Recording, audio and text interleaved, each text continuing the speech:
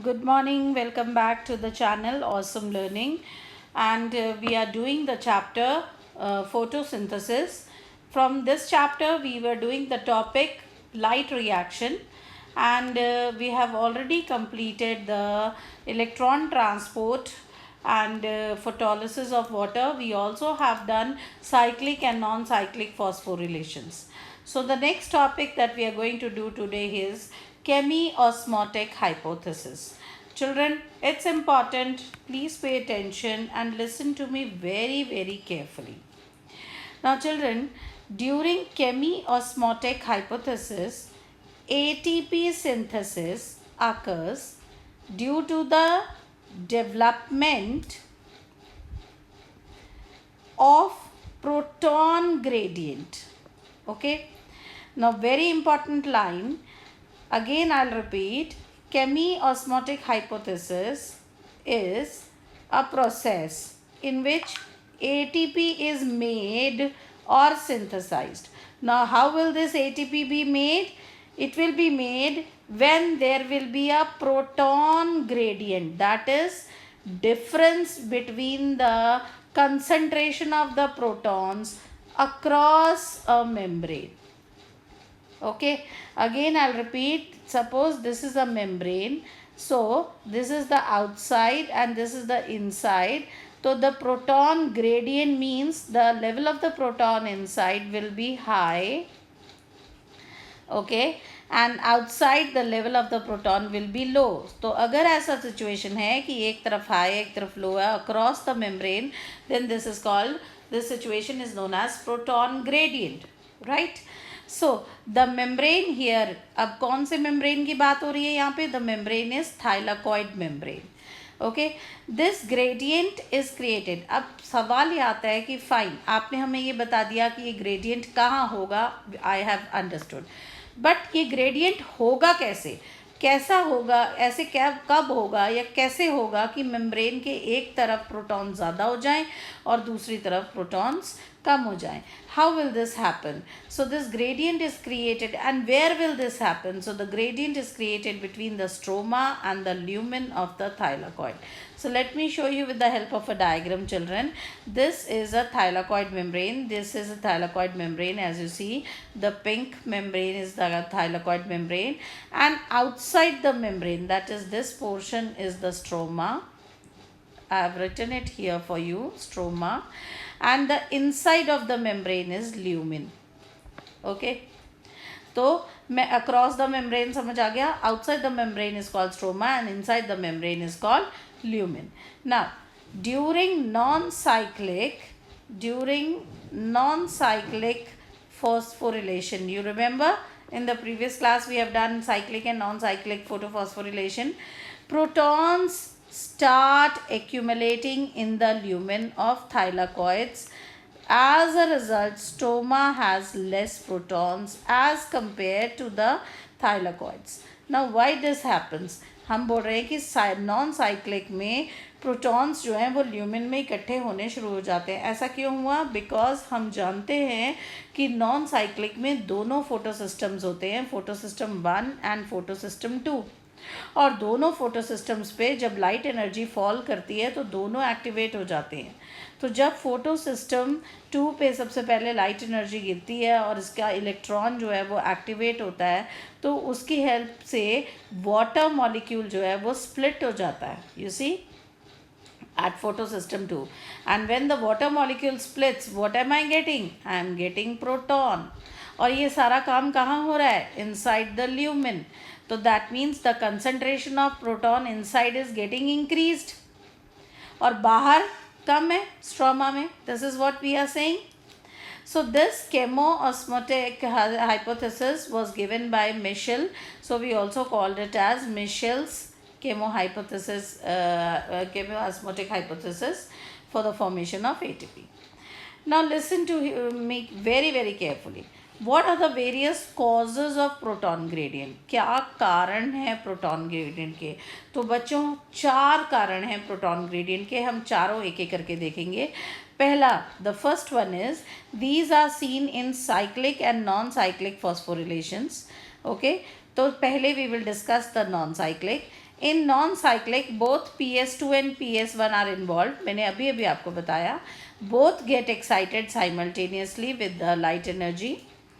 Now, near PS2, splitting of water molecule will occur, which will give protons, okay, as a product. Now, these are released into the lumen. I just told you of the thylakoid. So, this is the first reason कि क्यों proton gradient हुआ, क्यों ये difference आ रहा है, अंदर proton ज़्यादा, बाहर कम. Second is PS2 when gets excited, it passes the electron. Now, when PS2 has been excited, you see, जब PS2 excite हो गया, so it is passing on the electrons. Okay, ये PS2 एक्साइट हो गया and I am getting few electrons here. Proton के साथ 4 proton तो 4 electron भी मिलते हैं. So those electrons are passed on to plastoquinone. Okay, so the electrons are passed on to the plastoquinone, which is an hydrogen acceptor, that is proton acceptor. It is a hydrogen acceptor, so it takes proton from the stroma. ठीक है, जैसे ही प्लास्टोक्विनॉन को electrons मिलते हैं, जैसे ही प्लास्टोक्विनॉन को यहाँ से इलेक्ट्रॉन मिलता है तो वो एक्साइट हो जाता है. और एक्साइट होता है तो वो कहता है मैं तो एक्साइटेड हो गया हूँ और मैं तो एक ही चीज़ खाऊंगा. और वो क्या खाऊंगा? हाइड्रोजन खाऊंगा. मेरे को तो सिर्फ हाइड्रोजन चाहिए. और वो हाइड्रोजन कहाँ से लेगा?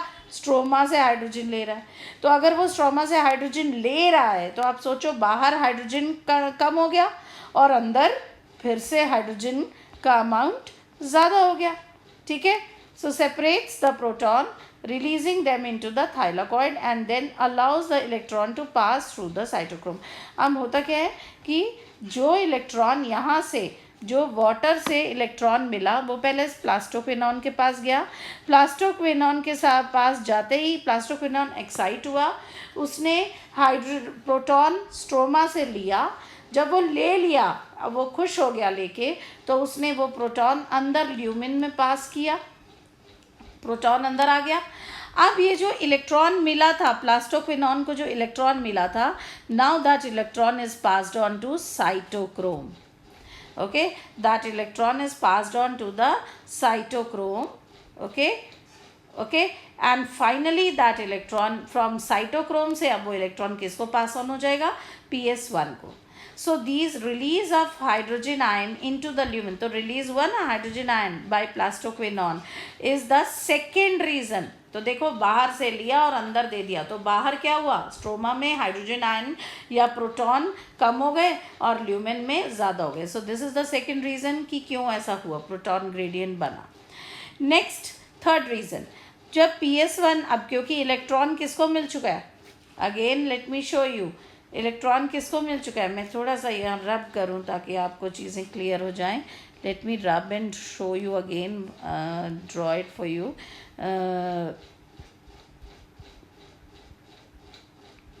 See, this is water has been split. So when water is getting splitted, you get 4 electrons and 4 protons, H plus, right?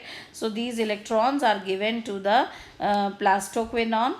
ठीक है, प्लास्टोक्विनॉन ने इलेक्ट्रॉन लिया, लेकिन सिर्फ एक्साइटेशन के लिए लिया. एक्साइट होने के बाद उसका एक्चुअली में टारगेट था हाइड्रोजन या प्रोटॉन, जो उसने ले लिया.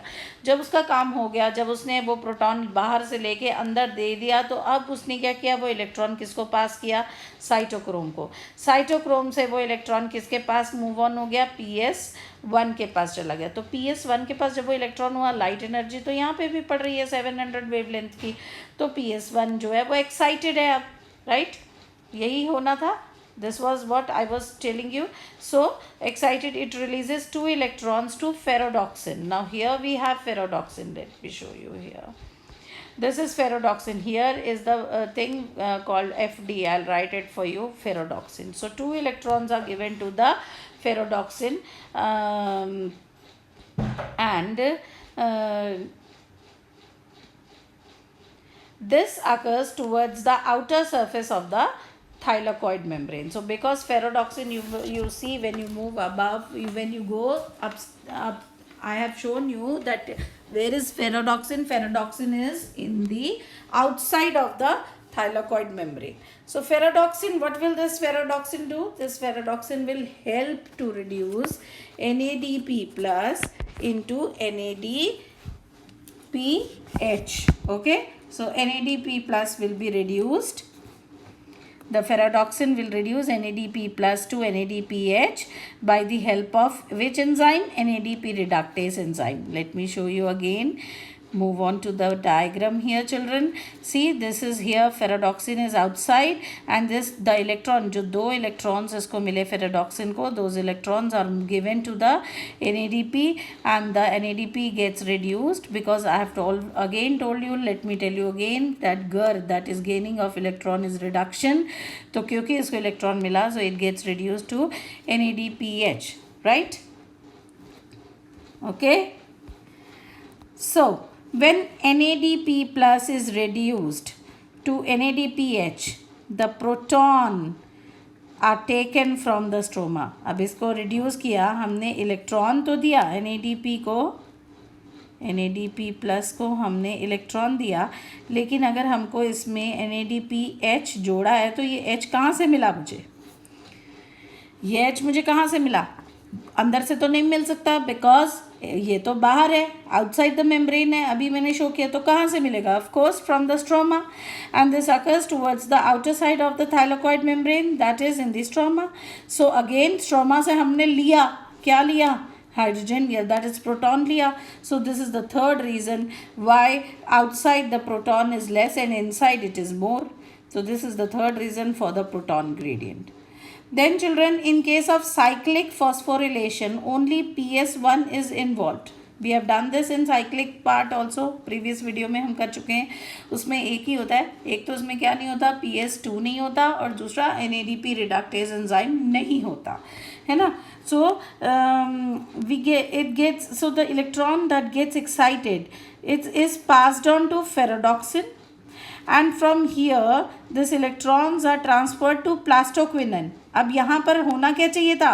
कायदे से फेरोडॉक्सिन से तो उसको NADP के पास जाना चाहिए था, पर क्योंकि यहाँ पर तो NADP रिडक्टेस होता ही नहीं, सो इसमें साइक्लिक फॉस्फोरिलेशन में NADPH की फॉर्मेशन नहीं होती, तो वो स्टेप यहाँ पर फॉलो नहीं होगा, right. So from the ferredoxin it is passed on to plastoquinone, और बाकी का प्रोसीजर सेम है. It gets reduced by taking hydrogen from the stroma. Plastoquinone क्या करेगा?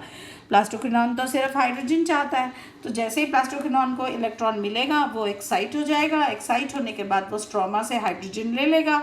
तो अगेन जब वो सेपरेट होगा तो प्रोटॉन्स जो हैं वो ल्यूमेन में रिलीज़ हो जाएंगे, थाइलाकॉइड के ल्यूमेन में, और इलेक्ट्रॉन्स को कहाँ भेज दिया जाएगा? साइटोक्रोम के पास भेज दिया जाएगा, जहाँ से वो प्लास्टोसाइनिन, क्योंकि ये PS1 का पढ़ रहे हैं हम, तो एक नई चीज़ ऐड हो गई यहाँ पर कि प्लास्टोसाइनिन के साथ की मदद से it will move on to the PS1 वापस. तो देखो PS1 से ही एक्साइट होकर निकला था एंड घूम फिर के वापस कहाँ आ गया?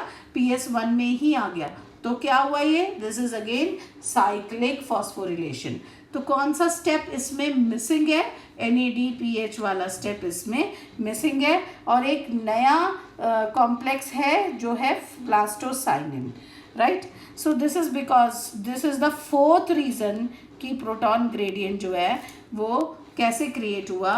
ल्यूमेन में प्रोटॉन ज़्यादा क्यों हैं और स्ट्रोमा में प्रोटॉन्स कम क्यों हैं? 4 रीज़न है, बहुत इंपॉर्टेंट है, बहुत बहुत इंपॉर्टेंट है. नाउ अब मुद्दा तो ये था कि प्रोटॉन ग्रेडियंट तो बन गया.